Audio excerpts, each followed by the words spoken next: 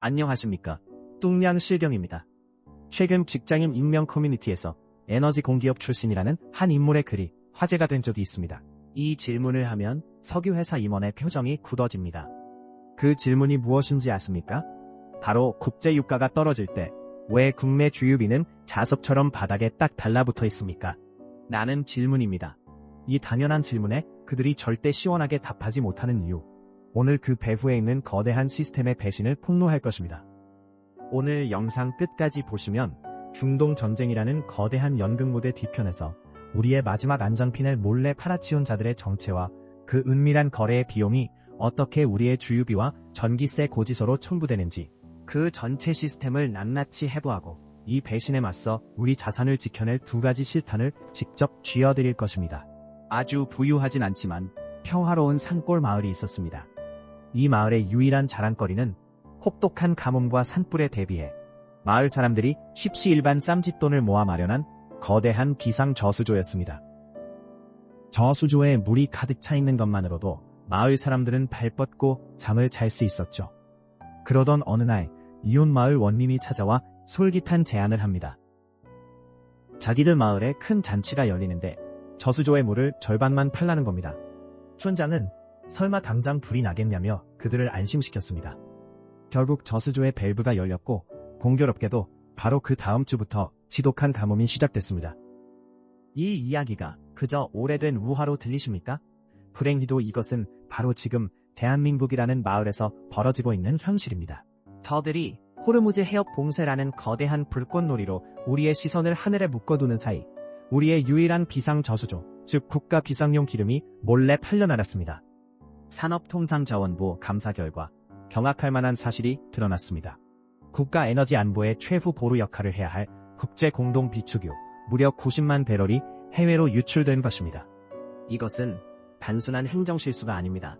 우리의 저수조를 관리하라고 믿고 맡겼던 촌장이 마을 사람들 몰래 생명수를 팔아넘긴 명백한 배신 행위입니다. 이 시스템이 얼마나 교묘하게 설계되었는지 그 작동 원리를 설명해 드리겠습니다. 우리가 흔히 비축유라고 하면 그냥 정부 창고에 기름을 쌓아두는 것이라 생각하기 쉽습니다. 하지만 이번에 사라진 국제공동비축유는 그것과는 차원이 다른 개념입니다. 이것은 일종의 에너지 안보 동맹입니다. 우리가 해외 거대 석유사의 원유를 우리 땅, 우리 저장고에 보관해주는 대신 전쟁 같은 비상사태가 터졌을 때 그 기름을 우리가 최우선적으로 구매할 수 있는 권리, 즉 우선 구매권을 확보하는 계약입니다. 창고 임대료를 받는 대신 가장 확실한 보험에 가입한 셈이죠. 그런데 한국석유공사는 무슨 짓을 했습니까? 이 계약의 심장부와도 같은 우선 구매권 조항을 스스로 내팽개쳤습니다. 중동의 한 석유사가 우리 저장고에 맡겨둔 이 90만 배럴의 비축유를 대한민국이 아닌 동남아의 제3국에 팔아넘기도록 사실상 방치한 겁니다. 이것을 우리 일상에 비유해볼까요? 우리가 아파트 전체 화재에 대비해 관리사무소에 최고급 소화기를 비치해뒀습니다. 그런데 우리 집에서 연기가 피어오르는 비상 상황에 관리소장이 그 소화기를 우리에게 주는 게 아니라 뒷돈을 받고 옆 동네 빌라에 팔아버린 꼴입니다. 이게 지금 우리 세금으로 운영되는 공기업에서 벌어진 일입니다. 이 배신이 얼마나 심각한 수준인지 구체적인 팩트 3가지로 증명해드리겠습니다. 첫째, 사라진 기름의 양은 자그마치 90만 배럴입니다. 산업통상자원부 자료에 따르면 이는 우리나라 전체가 하루 소비하는 원유량의 절반에 육박하는 엄청난 양입니다. 중형차 15만 대의 기름을 1년 내내 가득 채울 수 있는 규모입니다. 단순한 행정실수가 아니라 국가 에너지 수급 계획에 실질적인 구멍을 뚫어버린 것입니다. 둘째, 이 일을 저지른 주체는 민간 기업이 아닌 국민의 세금으로 운영되는 한국석유공사입니다. 그리고 이 사실은 산업통상자원부의 자체 감사를 통해 뒤늦게 밝혀졌습니다. 고양이에게 생선을 맡긴 것도 모자라 고양이가 생선을 훔쳐다 다른 집에 팔아넘기는 동안 아무도 몰랐다는 이야기입니다. 이것은 단순히 한 직원의 일탈이 아니라 우리의 에너지 안보 시스템 전체가 마비되었다는 명백한 증거입니다.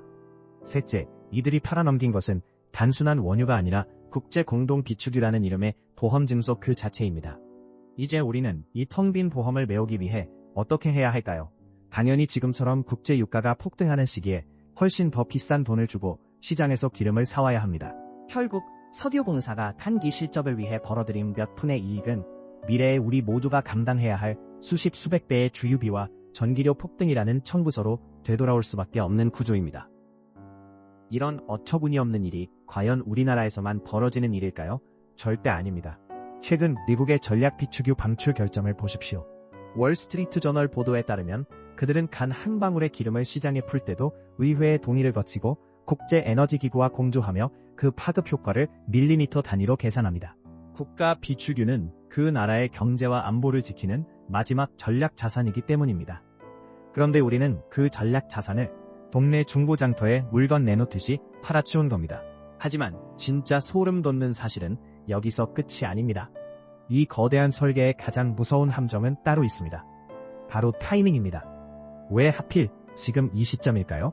언론에서는 연일 호르무즈 해협 봉쇄, 3주간 원유 절벽 같은 공포스러운 헤드라인을 쏟아내며 우리의 불안감을 극대화하고 있습니다.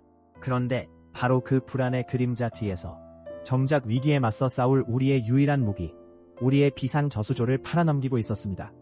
이것은 거대한 연막작전입니다. 국민 전체의 시선을 중동이라는 화려한 무대로 집중시킨 뒤 무대 뒤에서는 우리의 비상금을 훔쳐가는 치밀하게 설계된 수법인 것입니다. 그렇다면 이 기만적인 시스템 앞에서 우리는 그저 당하고만 있어야 할까요? 아닙니다. 그들이 판을 흔들 때 우리는 판의 규칙을 역이용해야 합니다. 우리 자산을 지켜낼 구체적인 행동 지침 2가지를 제시하겠습니다. 첫 번째, 공격적인 감시 전략입니다. 지금 당장 석유정보망 오피넷 사이트나 앱에 들어가십시오. 하지만 단순히 우리 동네 싼 주유소를 찾는 데서 그치면 안 됩니다. 유가 통계 메뉴에 주간 국내 유가 동향으로 들어가십시오. 매주 발표되는 PDF 분석 보고서를 반드시 열어보시기 바랍니다. 보고서 안에 있는 국제 유가 변동 그래프와 국내 주유소 판매 가격 그래프를 나란히 놓고 비교 분석하는 것이 핵심입니다. 국제 유가가 폭락할 때 국내 유가는 얼마나 찔끔 그리고 느리게 떨어지는지, 반대로 오를 때는 얼마나 빠르고 가파르게 반영되는지 그 괴리를 직접 눈으로 확인해야 합니다. 만약 국제 유가가 10% 하락했는데 국내 유가는 2주 뒤에 고작 3% 내렸다면 그 7%의 차익은 어디로 갔을까요? 바로 그 가격 차이 속에 오늘 말씀드린 비축유 유출 같은 정책 실패의 비용이 교묘하게 숨겨져 우리에게 전가되는 것입니다. 두 번째, 방어적인 자산 관리 전략입니다. 지금처럼 유가 관련 뉴스가 쏟아져 나올 때 가장 경계해야 할 유혹이 있습니다. 바로 원유 ETF나 이름도 모르는 에너지 관련주에 성급하게 추격 매수하는 것입니다. 명심하십시오. 현재의 유가 급등은 건전한 시장 논리가 아니라 호르무즈 봉쇄나 비축유 유출 같은 지정학적, 정책적 돌발 변수가 멱살을 잡고 끌고 가는 비이성적인 장세입니다. 이런 판에 돈을 넣는 것은 투자가 아니라 그들이 던지는 주사위에 홀짝에 베팅하는 도박일 뿐입니다. 이런 불확실성이 극대화된 장세에서는 투자금의 10%를 잃는 것이 아니라 원금의 50%가 사라질 수도 있습니다. 오히려 이럴 때일수록 현금 비중을 유지하며 시장이 안정을 찾을 때까지 냉정하게 관망하는 것이 힘들게 모은 우리 자산을 지키는 가장 현명한 길입니다.